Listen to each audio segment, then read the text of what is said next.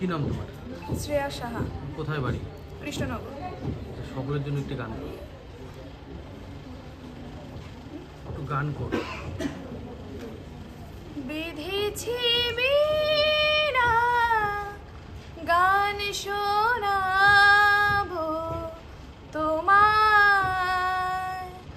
আজ রাতে। বিধেছি বীণা গান শোনাবো তোমায় আজ রাতে।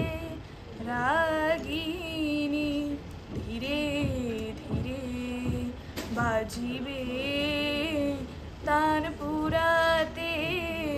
রাগিনী ধীরে ধীরে বাজিবে তানপুরাতে।